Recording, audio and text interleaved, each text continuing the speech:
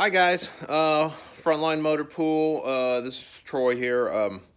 So I'm doing a water pump rebuild on my Jeep. Um, I got it. I got the Jeep running and everything,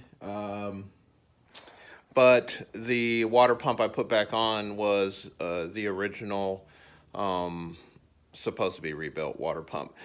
So not long after I was letting it run for some time, the water pump just started gushing water. It had already been starting to go out. It had been leaking water, but I was hoping I could really get to do some shaking out the bugs on my rolling chassis before I had to replace it. But now's the time to do it before I have the frame or before I have the tub and all the fenders on.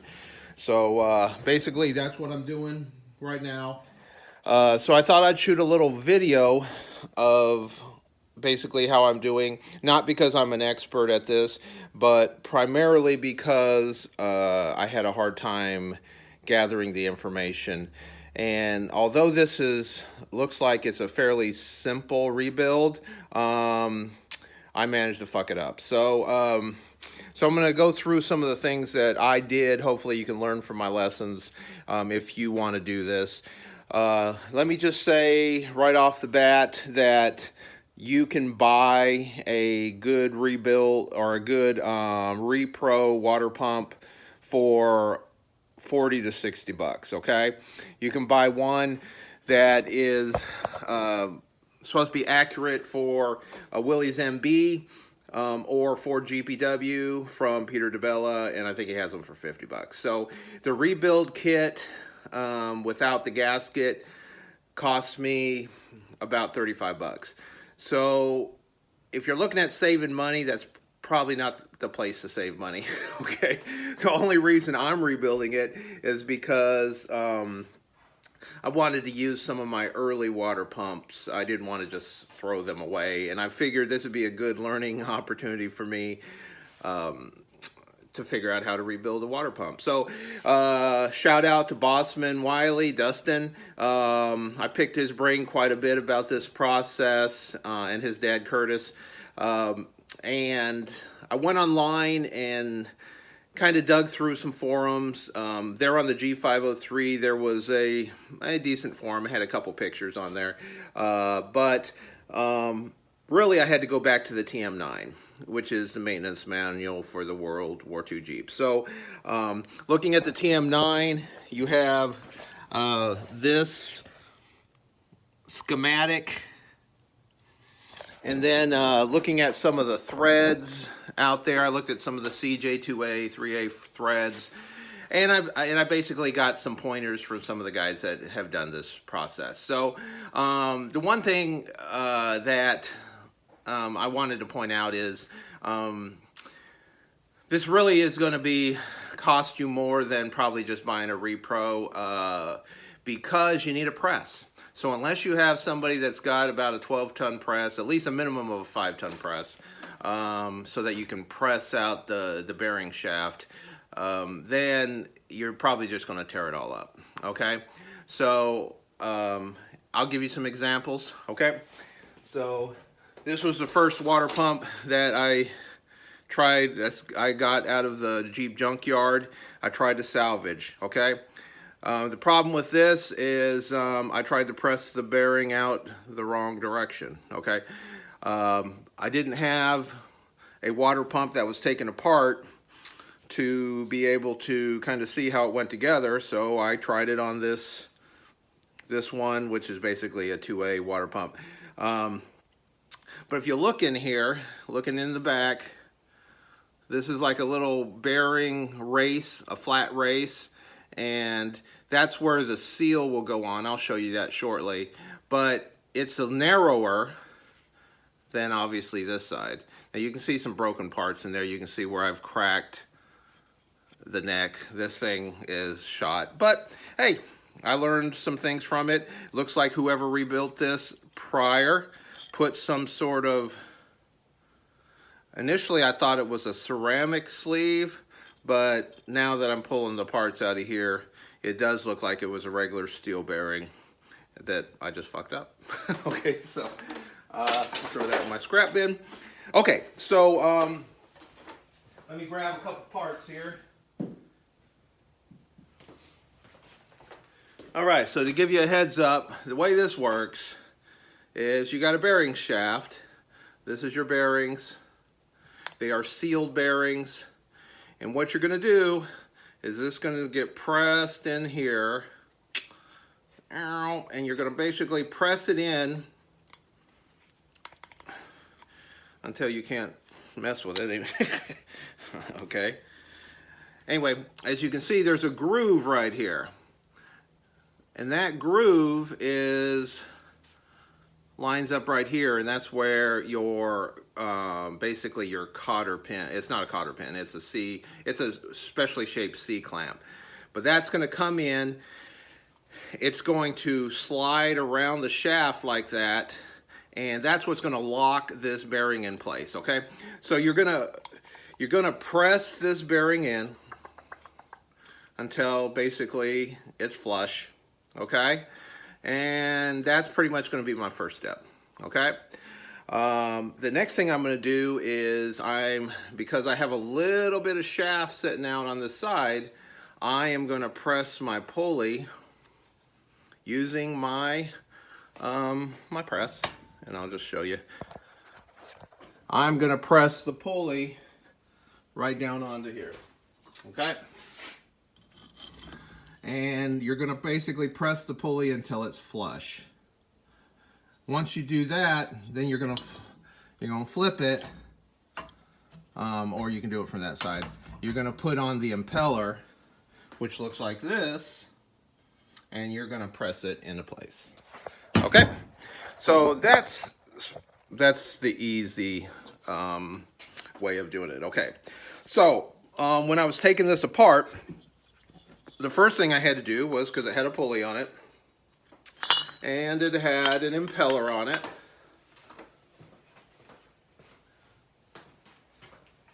Okay, and this is how it looked. Well, you know, except that was pressed together, okay?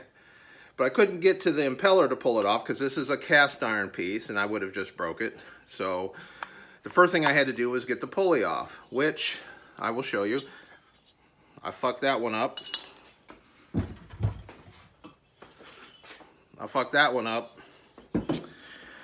I initially tried to just put some blocks and some of my metal spacers underneath it and press it out with a socket. But these later model pulleys are just stamped sheet metal with a little reinforcement plate behind there, which you can kind of see. So all it did was crush it. I mean, it didn't even come close to getting it out. I tried heating this up, which just made it worse, to press it out. Anyway, so I just fucked up the pulleys. This one is another cast piece, and you can see it didn't even try, it just tore. It didn't even come out. The only piece I was able to get off is an early cast pulley.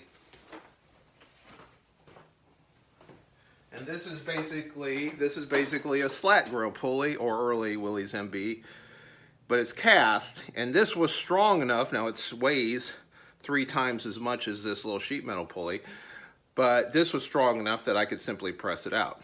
Okay, lesson 1 I learned. Okay, this is where your fan basically bolts onto the pulley. You need basically a pulley puller.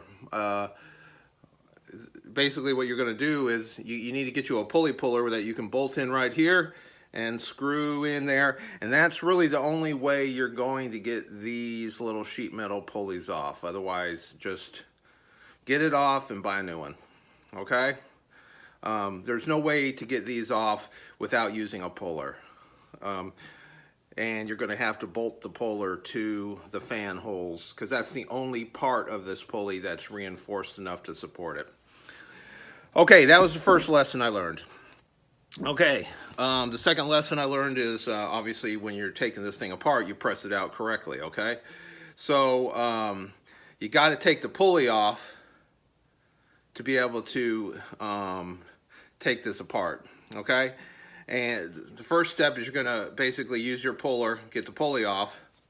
Second step is you're going to have to essentially press out the shaft from the impeller side down, okay? Okay, and once that once that bearing comes loose, that impeller will come off, and all the bearings will fall out, basically. But the way this thing goes back together, okay, is you're going to press your shaft back in till the groove lines up with the slot, which you can kind of see. You're going to press that in, okay? Once that's in, you're going to press on your pulley.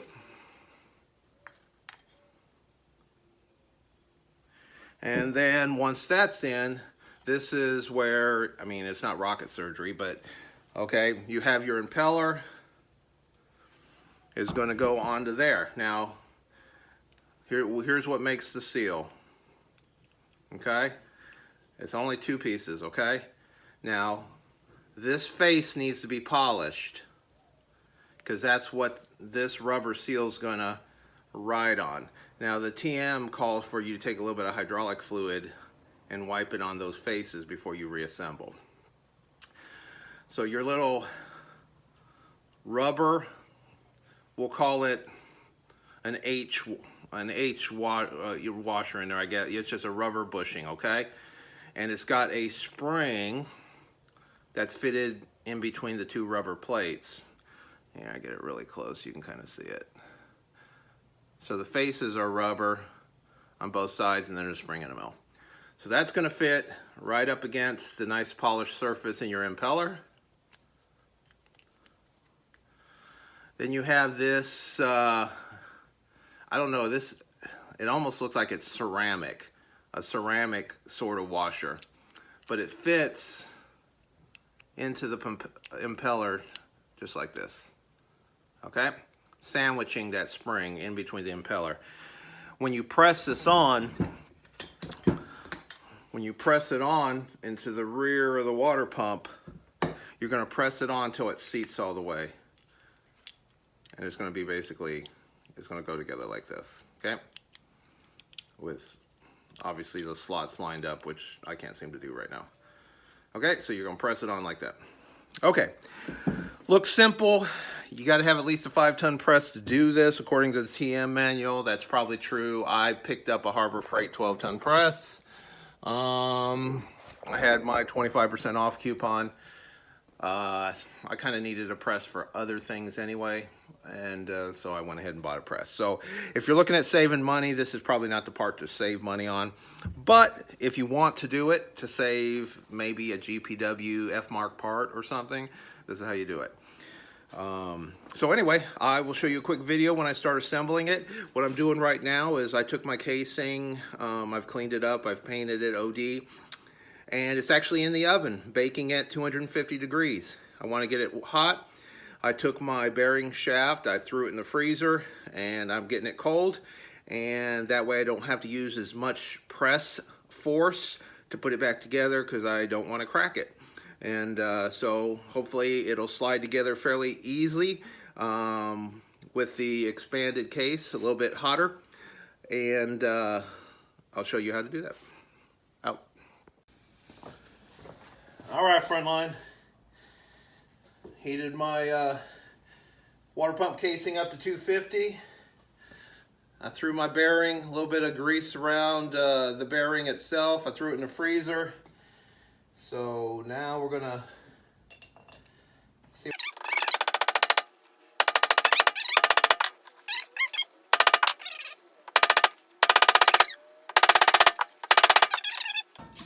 And I'm pressing it in till the groove lines up with the groove on the bearing.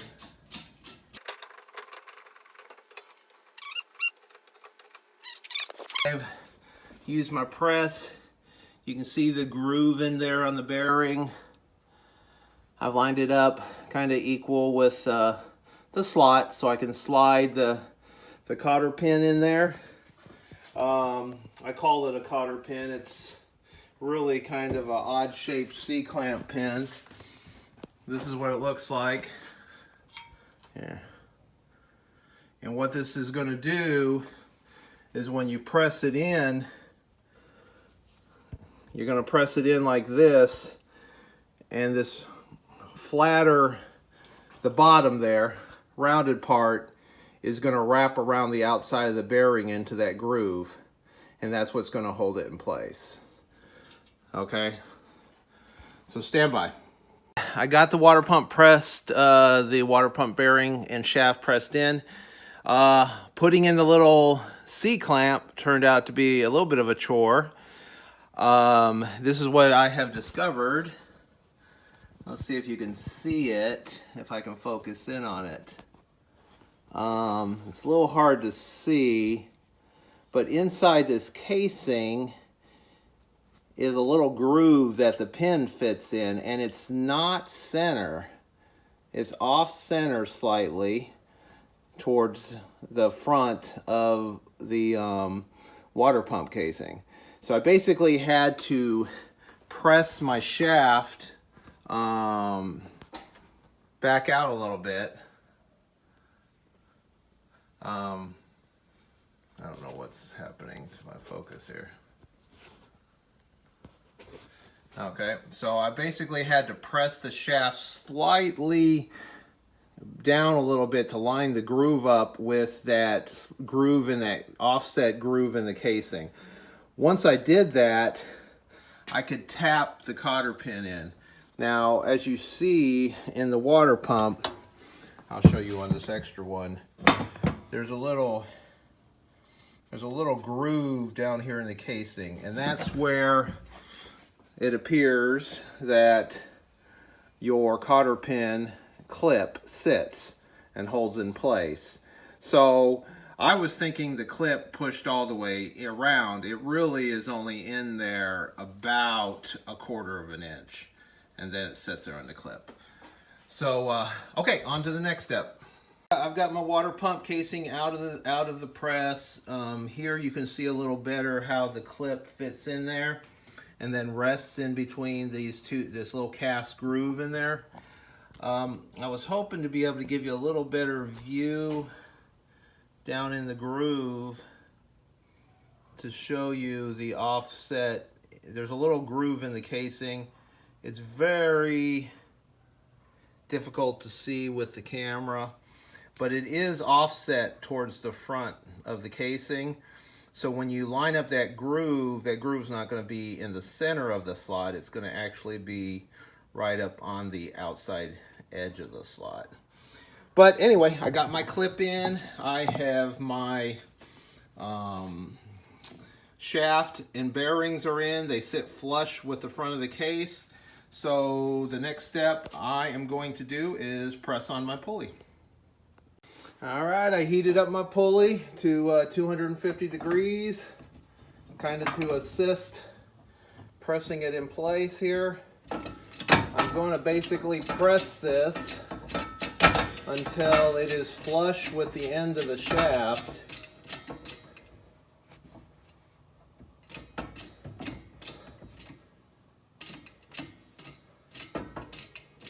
Which won't be hard to do with the press because it's going to automatically stop once I get to the end of the shaft. But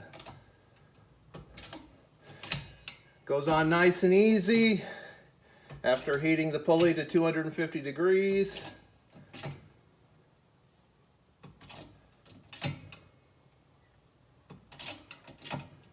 I'm taking my time.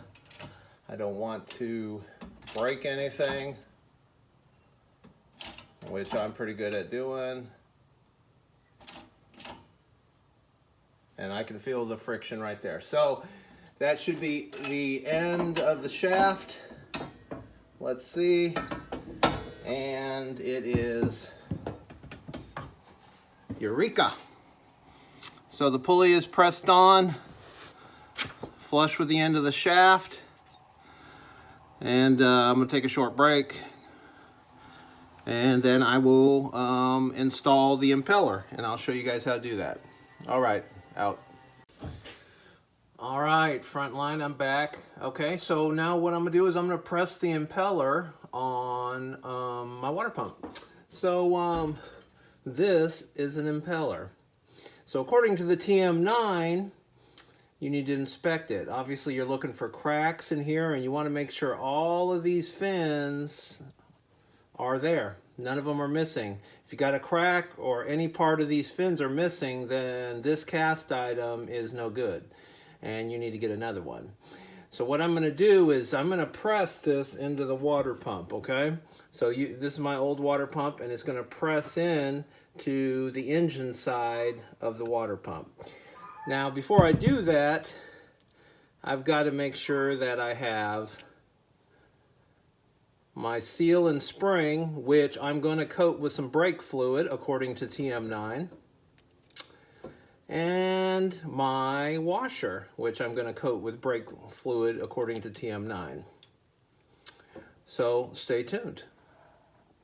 All right, so now I've got those parts coated with brake fluid, and I am going to use my press, and I'm going to press it into the water pump.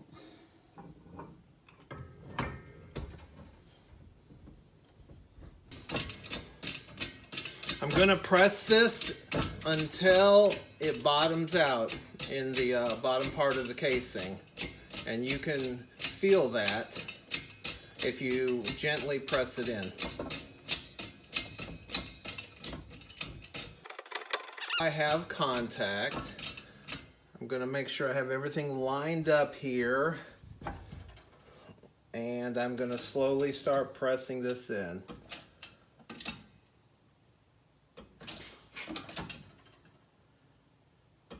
And it is pressing in nice and easy. Now, I did not heat the casing up this time, the impeller. I could have heated it up, but I didn't want to mess up the rubber seal. So instead,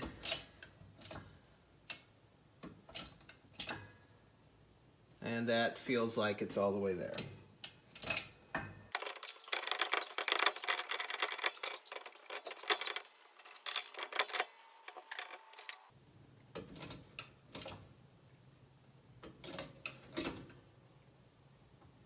Okay, all right, it now is all the way seated.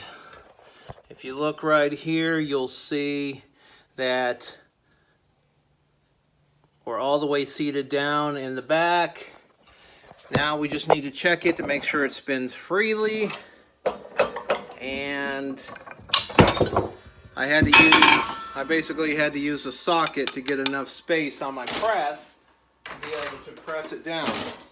According to TM9, it should be pressed till it's flush on both sides, which we have done.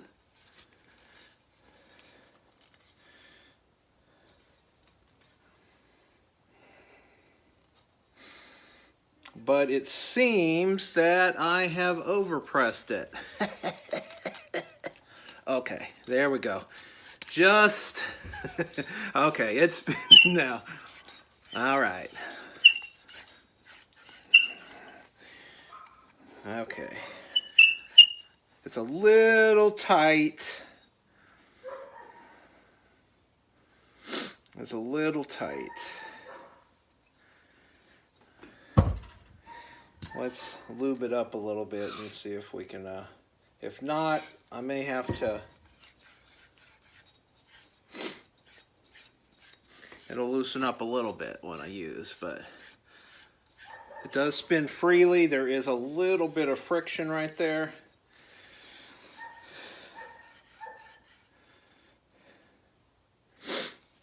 A little bit of friction. So I'll probably loosen this up just a hair, and we'll call that a wrap.